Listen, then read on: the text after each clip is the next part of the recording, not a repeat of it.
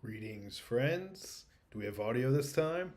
I just did this video and I realized I had no audio. I've been out of the streaming game for a little bit. Let me just double check and confirm I am in fact live. Out of the streaming game for a little bit and just kind of get back into it. And this is going to be largely for my patrons and Patreon over at Patreon at www.patreon.com Fox and Board Games. And as some of you know, I did this quite a bit when I was on sabbatical writing the Tales of the Harrowed Land game. But for now, we're just going to be doing some streaming as I design scenarios and work on world building. And a lot of that will appear. Let's see if I'm getting signal. Am I getting signal? I was on sabbatical writing the Tales of the Harrowed Land. All right, so we're going to close that down so I don't get feedback and so that I can share other things with you on my browser screen, such as, here it comes.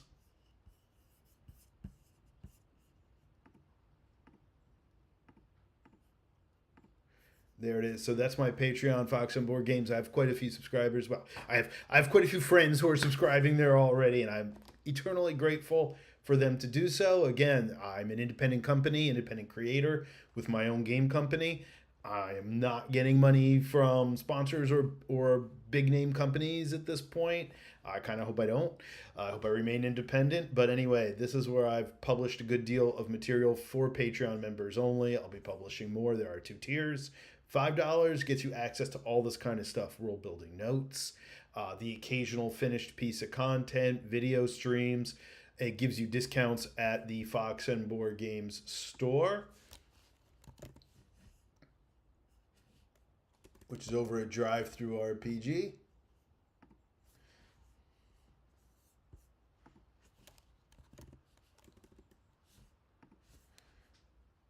And this is, in fact, some of the published material that came out of my Patreon writings as of last year. That's why it's actually a little bit pricier, because it was normally just for Patreon members, and I want to keep the content a little more exclusive. But if you take a look at what I have here, I've got some Shadow Dark stuff, which has been selling very well, both the Pay What You Want adventure, Tomb of Horrors homage, as well as for spooky season, five original monsters, a scenario for each, all in a horror and darkness theme. As if Shadow Dark isn't dark enough, this makes it even darker. Blight Realms RPG, an upcoming game co-authored by myself and Tom Toynton. This is a free primer that's been getting very good, for the most part, very good reviews.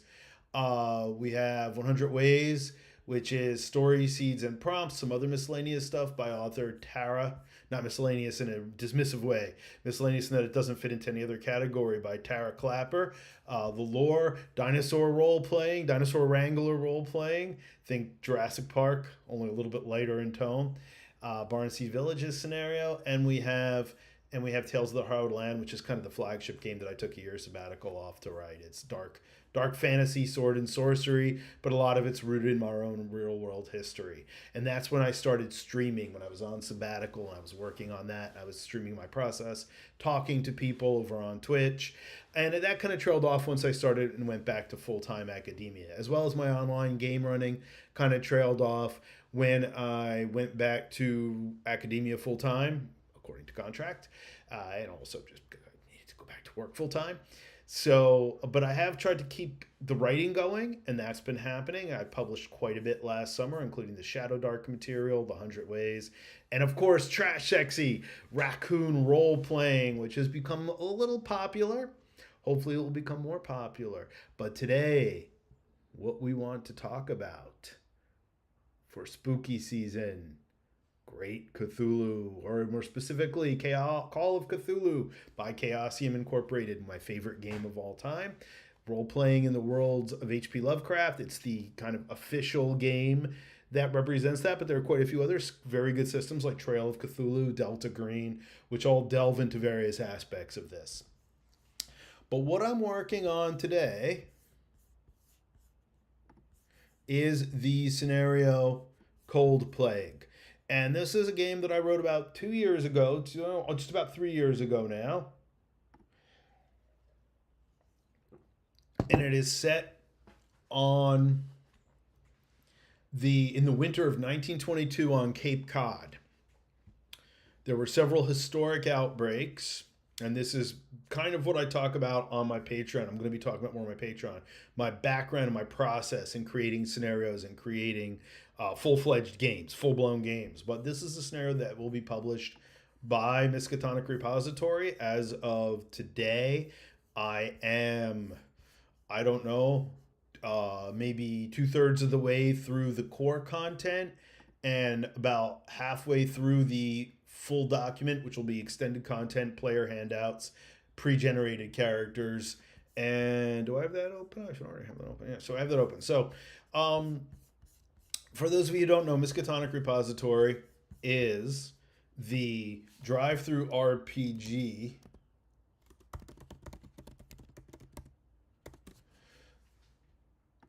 subsection run by, or the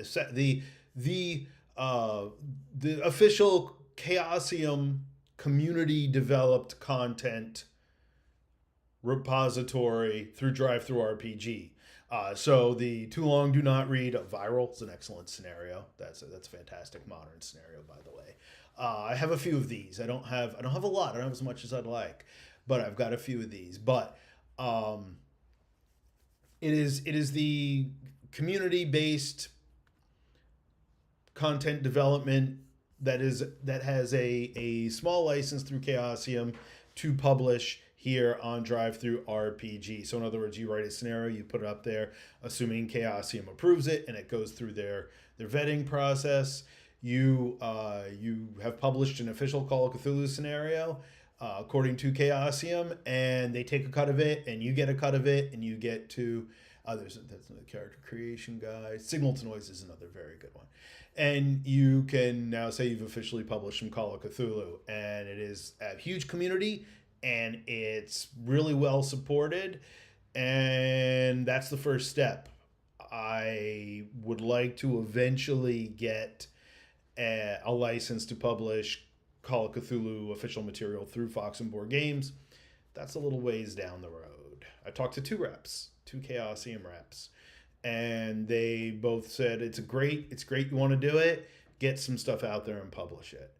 And as I know, as a publisher and a person who has been involved in many creative projects, there are millions of people coming to you saying, not millions, but there are people coming to you all the time saying, I have this great idea. Well, what I say is that ideas are only as good as I can or anybody can see them and read them and look at them and talk about them and judge them. So that's the first step. And I've been running Cold Plague. I first wrote it in the fall about 3 years ago. And I first ran it with my regular online group, who I still play D&D and other games with online. Some of them are my patrons, like Blake Tulo and Tom Toynton and Neil Dalton, who I have played games with for upwards of 35 years or 30 years. So they gave me the first run through of it. Then I ran several versions of it online, and I started taking it to conventions. It was the first Call of Cthulhu game I'd run at a convention in probably 2 decades. And it's been very popular. People have really enjoyed it. It is meant for new players, but it is interesting enough, I think, it has enough background and role-playing involved that experienced players have enjoyed it. So we're going to talk a little bit about my process today. And by the way, this is from another patron, good friend of mine, Mel and her husband Andy, who have been supporters, and they brought me back a little Cthulhu, or she brought me back a little Cthulhu finger puppet from Connecticut, from a store in Mystic, Connecticut. So, or a bookstore in Connecticut. I don't remember which, but in any case, he's our special guest today as the icon that is the inspiration for. In fact, I think I'll put him right here. The inspiration for so much of this literature and role-playing that has become pop culture now, which is almost a little weird to me. That it's outside of geek culture, and Cthulhu is kind of ubiquitous now in pop culture due to movies and role-playing and all that stuff. So So Cold Plague starts that a Massachusetts Medical Association team, the investigators, in the published scenario, there will be 6 pre-generated characters, 2 doctors, 1 coastal survival expert who is basically your explorer, your adventurer, your there is a professor, I believe, a professor of folklore who fits in. And then there is a truck driver who is your truck driver, but also your repairman and your ex-army guy. So you do have someone who can handle themselves in a fight if a fight should occur. And last but certainly not least, we also have a journalist who's coming along. That's your cast. I believe I played 6. I usually run it with 5. The truck driver is the NPC if he isn't played, and either way, that's fine. And the original, I just want to talk a little bit about my process. So you start off. I'm not going to be a spoiler. I'm not going to be plot spoiling here today. I'm going to say also this video is going to go on Patreon, and the full video is going to go on Patreon, and there'll be an abridged version here on YouTube. Please like and subscribe if you like what you see. Click that little button. I don't know if I'm pointing in the right direction, but click that little button, that little red button that says like and subscribe. I've gotten quite a few followers recently, which has been wonderful. There will be a more extensive video on Patreon about my development of this scenario where I'll go into a little more detail. But today I just wanted to kind of give you a primer. So I've sequestered myself for the most part this weekend to try to get this finished. The original notes, I ran Cold Plague off of this set of notes, 17-page document for, I don't know, 2 years. Conventions and online. In addition to my, the games for my friends. So it's very railroady as it's written. Now I started out saying, okay, I want it to be 2 to 4 hours to fit in convention slots. I want it to cater to new players, and I want it to hit all the main points of Call of Cthulhu. I want to hit skill use. I want to hit luck. I want to hit sanity loss. I want to hit dangerous conditions and maybe a monster or 2 that can become dangerous.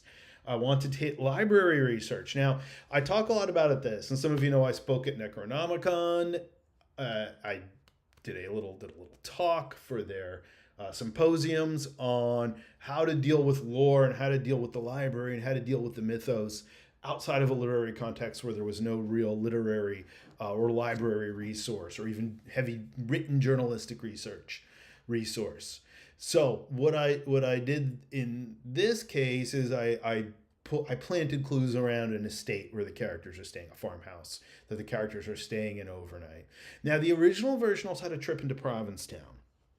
The first 2 playtest groups, though of course as the creator and designer of my little characters and my setting in Provincetown, which I'm a big fan of in real life. I love Provincetown. In fact, I just received an invitation for 2 weekends from now to go visit my very good friends in Wellfleet, who have granted me access to their beautiful house there, and part of how I got immersed into Cape Cod and the culture up there.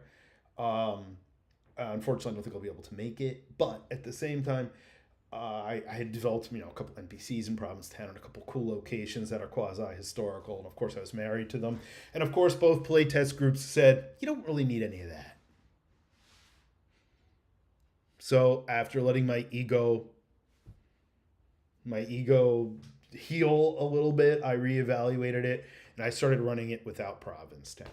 And it's funny, the next time that I ran it in person, a fellow who's become a good friend of mine, Kevin Bauman from up at TotalCon, he looked at all the clues. Now, he had already played Call of Cthulhu, and he was into it. And he looked at all the clues. He's like, let's go to Provincetown and investigate there. And I was like, I just took all that out because there's not enough time to get to Provincetown and give a satisfactory result of the scenario in 4 hours. With the Provincetown sequence, it's running about 6 to 8 hours. So, of course, in the version that I am publishing, now where I'm at as of today, some deep writing the past 2 days and this morning, I am 24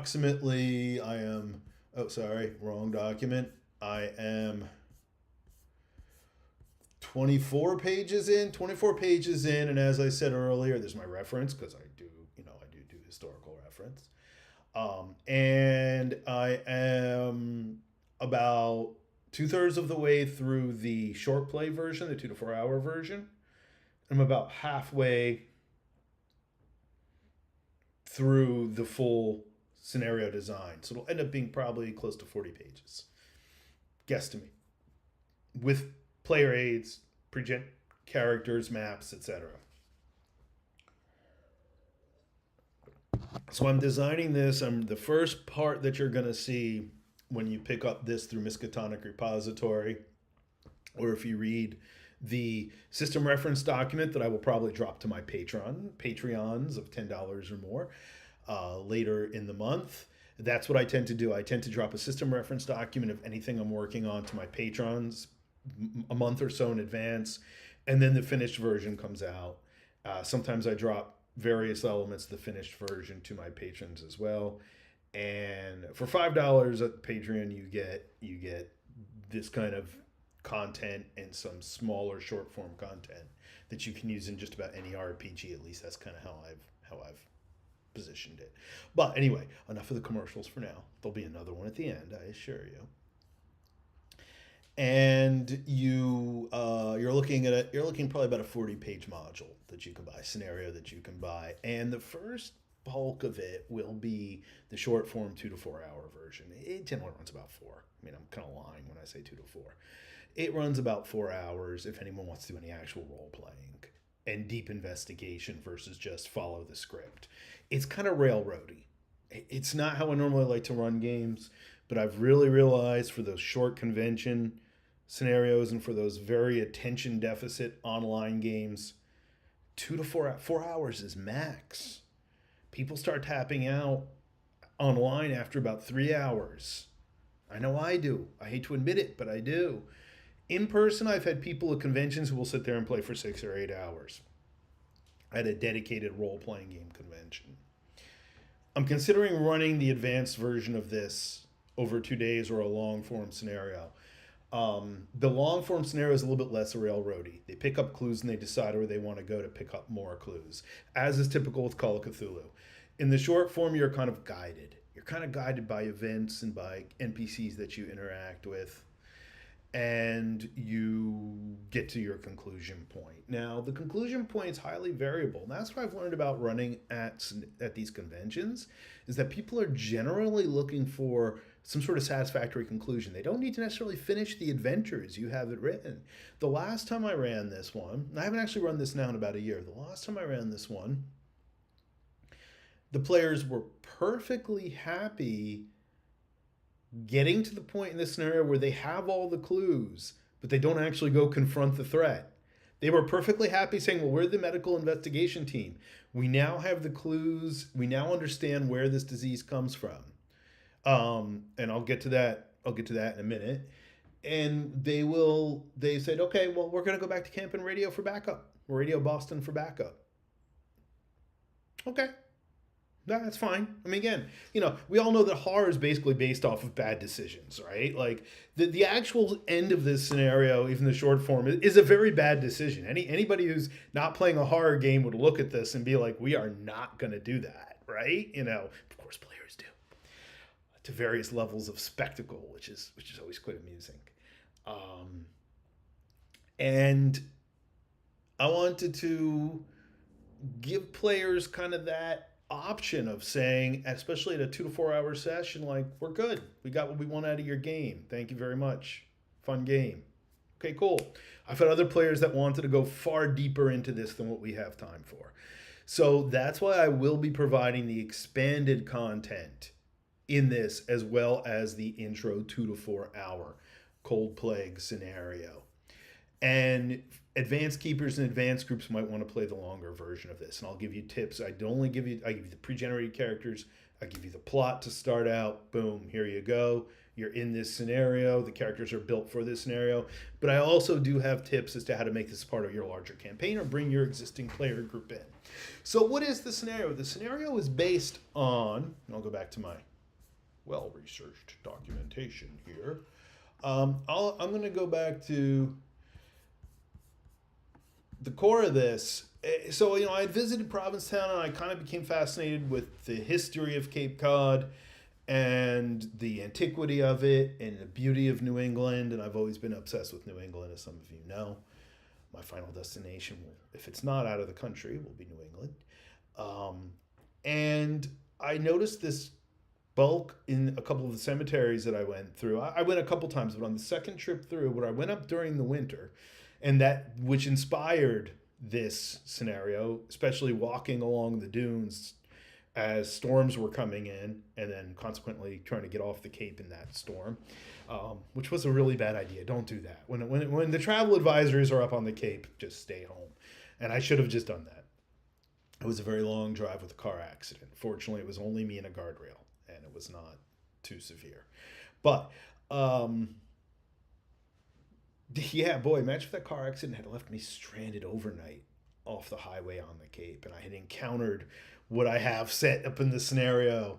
That would have been an interesting end to me. But in any case, I noticed this proliferation of dated tombstones in one of the cemeteries, and I went and did a little research, and I found that there had been actually what came to be referred to as cold plagues, which were, they believe, influenza epidemics. Fearful and fatal sickness that ripped through Cape Cod several times, but the most tragic was 1816, I believe, in Eastham, which is right up the road from Wellfleet, where I tend to stay. And in fact, I start with the opening quote from that article for this scenario. Eastham was scourged by unusual sickness, the origin of which has never been satisfactorily ascertained. That a population proverbially healthy should, in a short space of about 4 months, find its population more than decimated, was an occurrence fraught with much alarm. So, I read that it's by Frederick Freeman, on the Cape Cod, Cold Plague, History of Cape Cod, 1969 was when it was written. And of course, my first thought goes to Call of Cthulhu, and I'm like, ooh, this is perfect. You're stuck in the winter on the Cape. People are dying all around you. And I went through several iterations of this scenario of it being really historical. You were stuck in the town while it was occurring. Maybe that'll be a follow-up scenario of people like this one. But I decided to go with this, that you're the investigative team, a medical team going in to try to figure out the source of this plague and stop it. And that there's one happening in 1922 in the middle of a very bad winter. So that's how it starts out. You're driving into the sick camp in Truro, Massachusetts, on the Cape, on the outer Cape, to meet the Army Corps of Engineers and the nuns who have set up this camp for the sick and the dying. And it's outdoors because you can't bring these people indoors because they will infect everybody. So the group gets there to finds out that they're basically in this outdoor camp in the middle of winter where they have the haven of a farmhouse up on the hill that they get to spend the night in. And of course, absolutely nothing horrible happens while they're in the farmhouse because, it's a safe, warm, cozy environment with lamb stew and fresh bread. What can go wrong? So that's the basics of the story. That's the basis of Cold Plague. And those of you who have already played it, if you pick it up and read it now or play it again, you're going to find that there are some things that are different from the earliest iterations. Not only the removal of the Provincetown sequence, which, again, I'm going to leave my Provincetown characters and data in there if the Keeper wants to expand it. The Keeper, by the way, is the Game Master for Call of Cthulhu. And I won't go on my usual tirade that I recently watched a very nice Shadow Dark interview with Kelsey Dion. Shadow Dark's another one of my new favorite games, where this interviewer was kind of like, oh, I'm so glad you didn't call it the Shadow Master, because as soon as you have a name for your game master that's not GM, your game has failed. And I listen to this guy and I'm like, all right, so Call of Cthulhu's failed because they have a keeper. Vampire the Masquerade failed because they have a storyteller. Only two of the most industry influential games after Dungeons and Dragons, who has a dungeon master. But anyway, that's a diatribe. Those of you who've been in my live chats know that diatribes are fun. Half the time, depending who's in the chat, we end up talking about heavy metal as much as we do RPGs. I'd argue the two go hand in hand, but that's a whole other discussion. And I should have my Call of Cthulhu mug for my Death Wish coffee, but I do not. So many product placements in this video, unintentional. So that's where Cold Plague starts. And I started running this off of the 17 pages of notes and just kind of modifying the pages of notes as I would run it at conventions or run it online and get feedback from players. And it's it's always interesting to me how I'm going to skim through this so you don't see too many spoilers. How you go through this and you revise it, and each group that plays it adds to it in a way, adds to the mythology. Some of you know Tales of the Hallowed Land, some of the mythology of Tales of the Hallowed Land, and some of the creatures and characters came from playtests, especially the rock clams, which would eerily go into Call of Cthulhu too. But where this ends up is that it's amazing how the 17 pages transforms into 40, probably will be 40 pages with all the handouts and supplementary material. So again, if you played this originally, the background story has kind of changed a little bit. I changed it after I kept getting comparisons to the Mummy movie. And it was not at all, I'm gonna let you in a little secret. I've never seen the Mummy, except for the original version with Boris Karloff and the version with Christopher Lee and I forget the other actor. We just watched it a couple weeks ago. But the remake of it later in the 60s. I've never actually seen the modern Mummy version, so I had no idea there were so many references that were so close. But that has changed. It still involves all the things you expect from Call of Cthulhu, the source of the plague being some ancient stuff, some scary stuff. But I made it, I think, a little bit more interesting. I kept some of the core. I kept most of the core scenes. There's 4 core acts. I call them acts in this that the players navigate to get to the end point.